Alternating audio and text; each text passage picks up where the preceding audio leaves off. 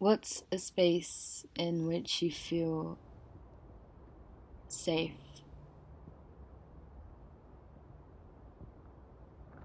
What's a space in which you feel confident? What's a space in which you feel independent?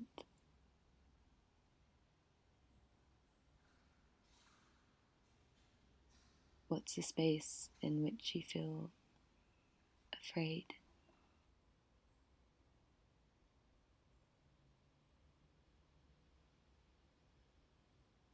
What's a space in which you feel connected?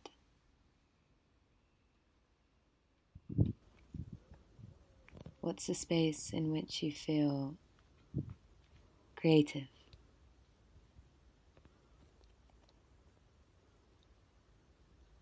What's a space in which you feel unsettled? What's a space in which you feel calm?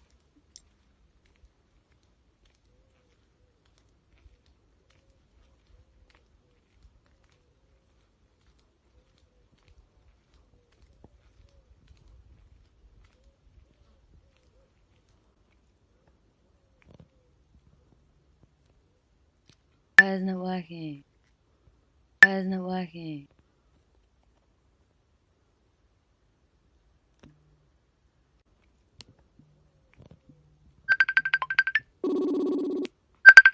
Why isn't it working?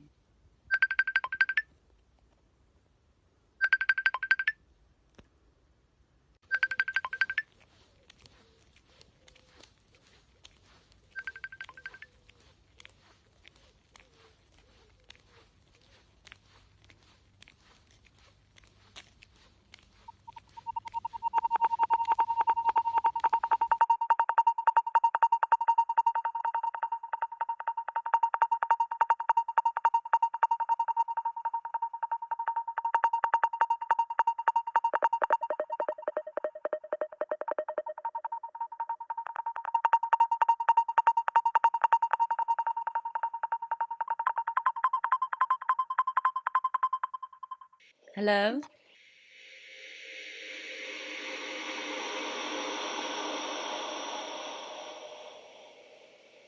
Hello?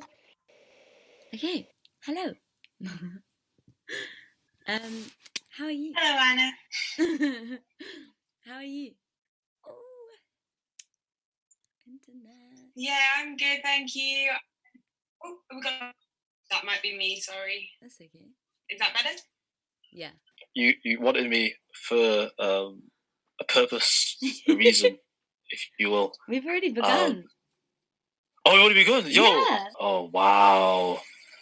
I love how nothing came to mind immediately. Nothing came to mind. I was like, space where I feel safe.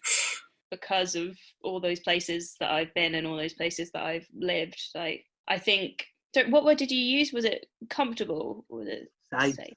Safe, yeah.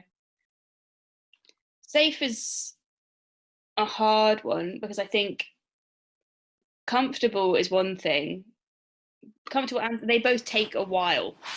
It's not something that you can have straight away. Like physical safety, yeah, you can feel like physically safe in a space really fast, but that transitional period when you get to a new space and you have to figure it out and you have to create a connection with it and figure out how you relate to it and figure out what your place within it is, it's difficult. It takes a bit of time and you definitely don't get it immediately. Like physical safety is one thing, and then I feel like you get comfortable, and then I feel like you can feel emotionally safe after a while, and that is much more down to people than it is anything physical. I mean, I've lived in a lot of places, I've been all over the place and it's been really, yeah. And I love it. I really have, I've been really lucky to do that. But I've been a different version of myself in every single one of those places. And I feel like there's definitely been a period of feeling displaced at the beginning. I feel safe when I'm with my friends. That's essentially it. The joy that I find in Brazil, I don't find here. It's noisy. It's a noisy joy. I being from a totally different culture, everything that reminds me that place will always put me in this condition of feeling in my nest, you know? You don't worry when you're in a nest. When you're out of a nest, you have like predators, you have to look for food, you need to many things. But when you're in a nest, it's the symbol of protection.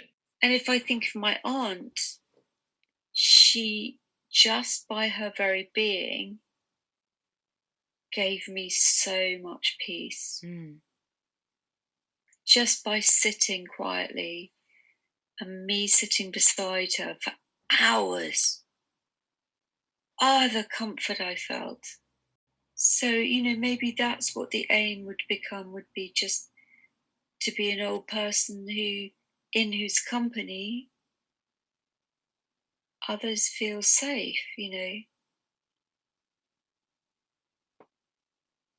think that would be enough of a purpose for me. When you consider that idea, entertain that idea of being a person who brings comfort and safety, what happens in your mind, in your body? I think that's probably one of the most peaceful feelings. It feels like my destination.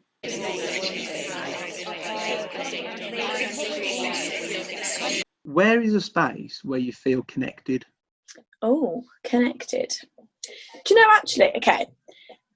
A space where I feel connected is genuinely in my own home, because my house has always been one of those houses where the door is open at any time, to the point where people stroll in, make themselves a cup of tea before they even announce they're here. Do you know what I mean? It's that kind of house. Yeah. As I've come more into myself as an independent person, as a creative, as someone who's connecting with all of these different people like you and all these different like various communities I found myself drifting between. I think that makes me excited, and it makes me happy about floating, like feel happy about just floating. I don't need to feel like I've got purpose. I don't need to feel like I know what I'm doing and things are clear, because what I've got are especially people closest with me, who I feel like when they're around me, I feel like I'm at home and I feel seen and acknowledged. And wherever my anxiety's at, these people are like solid and they're stable. Yeah. And they make me feel connected to something. Drawn up plans they've had around how theatres are going to be seated. It's going to be everyone's separated in some way, I suppose, and it's going to be all these gaps between people. And yeah, it's just made me think about that, and that togetherness that you can feel with an audience and performers. That was another thing in lockdown. It just made you look back at every single thing you'd done and miss it all, and it's gone. Like, it made you appreciate that everything's gone. I'd say my memory's like, it is kind of like a messy room, because my memory isn't that great. But then I'll remember stupid things, so I'm like just picking up some random thing on the floor of my room, like, oh yeah, this thing. All right, yeah. So it could just be not even organised chaos, just a mess. None of the rooms in my head are very big. The anxious room, don't like that one. Whatever room that is. What does That's it a look weird like? room. Yeah, what does it look like? It's delusional. I don't know. The only way I think I can describe it is a muddle. And metaphorically, the way my brain feels is like those tumbleweed balls that you get in Western films. Is that a space in which you feel unsettled? Yeah, unsettled's the right word. Yeah, it just intensifies in that moment, that gut feeling, that sinking feeling. Kind of like when you watch a horror film, you know something bad's about to happen. You'll accept when it happens, but you just don't like the suspense feeling. It's like the fear of what they could say or how they could judge me. I was thinking, my head was just becoming clouded. I just stopped and I said, you know what? I have a moment. I said, you know what? Just one of them moments where I just went, fuck off. I went, fuck off. To all that, the monkey inside your head that jumps around. I was like, go away. And I'll deal with you after. Reel it back. Have this moment to yourself. Because I had a moment away from it and went back to it. I was like walking home after, and I was like, I thought, why the fuck was I worrying about that? You know, the main song is Footloose. I was listening to that, I was walking out like, Footloose. And I was walking out like buzzing. I play the Venga Boys, and I like. If you're alone and you need a friend, I'm like, I'll be your friend. Wow. That's what I mean. That's what I mean. I was really, really happy, and I was walking home. Like, yeah. What makes me admire what you did and like how you've described that is you were able to remove yourself from the cloud. I was thinking, my head was just becoming clouded. I just stopped. I said, you know what? Have a moment. Fuck off. Footloose. And I was walking out like buzzing. You were able to remove yourself from the cloud. This is the thing. You worry about this stupid shit when nobody would care. And if they did care, then fuck them. I don't know how to describe it. I just remember it was like this mad breakthrough for me because I literally didn't give a shit afterwards. I was like, right, I'm just going to do what I want to do then. I've figured ways of me dealing with it in changing my space in the situation. And yeah, very happy to report that it's possible without moving to Asia. My standard is worrying, like my default at the moment. Talking about stuff like this, people can realise that they don't have to stick to their defaults. They don't have to live with thinking how they think all of the time if they don't want to. If they want to find a new default, they can find people to support them. And all of a sudden, it'll be a year down the line and you'll look back and be like, wait, what? And they get heavier and heavier as they get older. And I don't want to be in that. I don't want to be that at all. Mm-hmm. And I know that you can't be childish. But, I just think it's a shame that when we get old, that we have to feel ashamed of it somehow. Mm-hmm. Whether good, bad or indifferent, it's still a sign of the life that I've lived. And I'm a survivor, so, I've got to this point and there's still more to come. Mm-hmm. Then, it's quite liberating. In many ways, I feel quite emancipated, from all of that fear and terror. Yeah. Lack of restraint. And yet it's such fun. It's when the child jumps out, isn't it? Yeah. And just goes, I'm going to shoot you. Let's play a game. Yes, let's play a game. Very bored, been waiting too long. I don't know. Maybe one day the adult and the child will be in synchronicity with each other. And I was looking the future, I was looking the present, and I was feeling I was living a dream at the moment I was living. So it's like when you go up on the stage and what you're doing makes you feel it's the right thing to be done, makes you feel your body is communicating what you want. Your voice is communicating what you want. The way you look and the way you feel empowered by the crowd that is watching you make you feel you're doing the right thing. And the character seems to smile to you. You feel like that inside you is like the character is grateful, is excited by what you are doing for him or her. Especially when I've had a really good day, specific lyrics, specific songs or movies come into my head and I feel like I'm in that movie or that song. That romanticised outlook, do you think that's the truth of the city? No.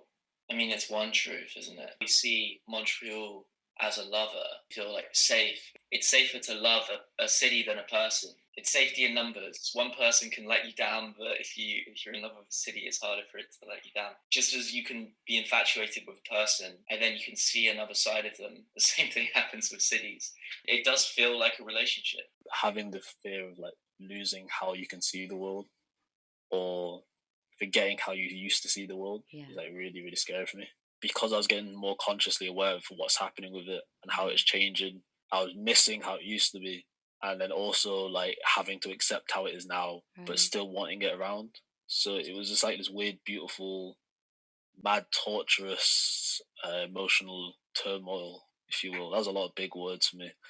But it was the dude who dressed as Yoda on Market Street. It was Richie's barber down the road. It's like little like things like that, like moments, if you will. The more spaces I'm kind of accepting myself into, the more I'm able to talk about said things and show not just how multifaceted I am, but how multifaceted things just can be, and how everything's kind of connected anyway. But I think it's a process. I think it's to make it easier to leave. Again, like any relationship.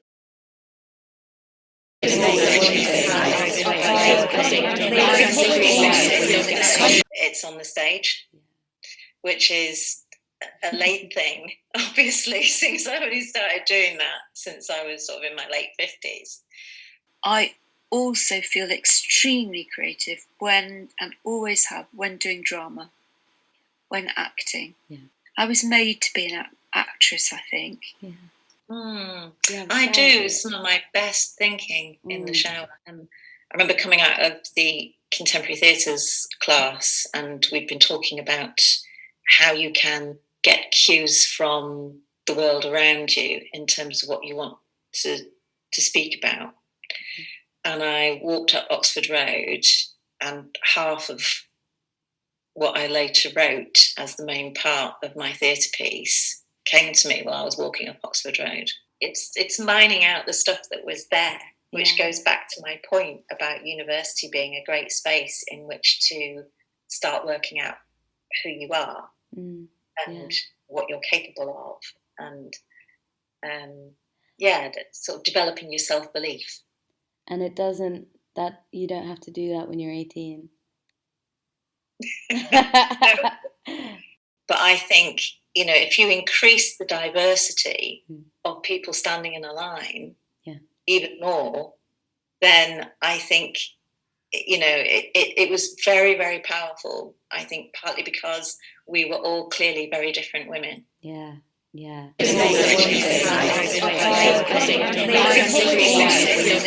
Very good question. It's a complex answer. Feeling seen in Quebec by being a foreigner, they have this bound between them so strong that companies that I've worked that are Quebecois, it's much more difficult to grow if you're not Quebecois. For them, it's like, I'm giving a chance to a foreigner. I'm helping this foreigner. I'm being kind to this foreigner. No, you are not being kind by giving a chance. You are doing what you're supposed to do in a position. You understand you need to educate yourself about yourself. And the same happens in the way you deal with people. You need to understand how you're treating the person. What is the feeling that motivates you to think you're kind to give opportunity in a work to a foreigner? It's not kindness. It was unconscious of you to think like that, but you can change now. So from now on, every time if you're kind, you tell, I'm not being kind. The guy is the same as the other. This person really, really needs to hate part of himself, feel uncomfortable with himself, and go for a change. And who wants to feel uncomfortable with himself? That's why most of them will just not do it. In a world that feels like no one cares anymore, there's a need for organisations to do more than token Black Month posts, Black History Month posts. But it's exhausting to be that spokesperson for your race when you're the only person. I've always felt outcast from most groups and most spaces. Like I'm always trying to get into something. My mum had this idea in the hall. We have written loads of quotes on our walls. So as you walk into the house, it's just like explosion of quotes all over the wall. All of our favourite quotes, some of my poetry's on there, some song lyrics, all kind of positive. There's a good one, I can't remember the exact wording, but it's something like strange, isn't it, that you allow people to decide all these things about you when you actually know yourself the best.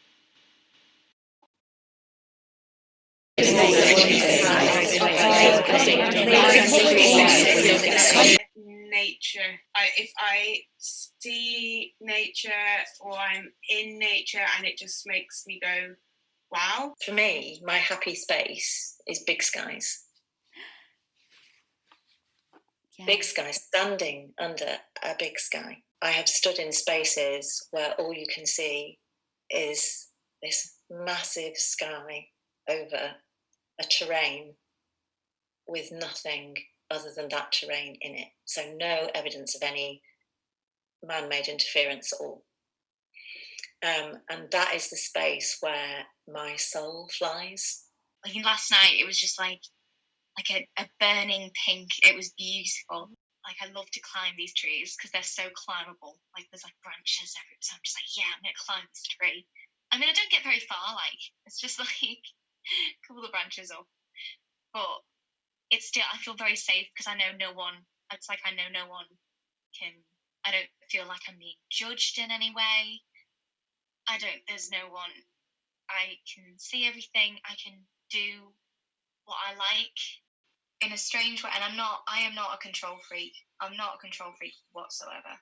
But I do feel in control. I'm a fucking control freak. I'm such a control freak. There's a lot of things in life that we just can't control. They just happen. Because when you have control, you feel safe. You know, not necessarily. Like, I can't control the tree. I don't want to control the tree. The tree can control herself. The planet's on its knees. I can walk. Man, this would be nice. I like this. I knew it'd be fun, but I didn't know really how beneficial it would be. Yeah. Wow. Thank you. I should say that. We're listening beyond just the words. Like we're listening to connect, and we're listening to understand how to affect each other in the future. Yeah, I think it's all energy. I think words are just a thin disguise. Do take a break because conversations are draining. Yeah, do take your time. Rest, always. You know what I mean? And reconnect and do what you need to do. You know what I mean? But that at the end, I hope we never forget this conversation. At the end, I would like to die having settled all my debt business with every other person and to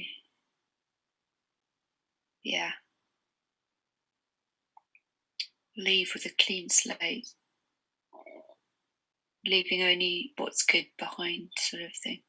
You can't be perfect, but make peace with everything, yes.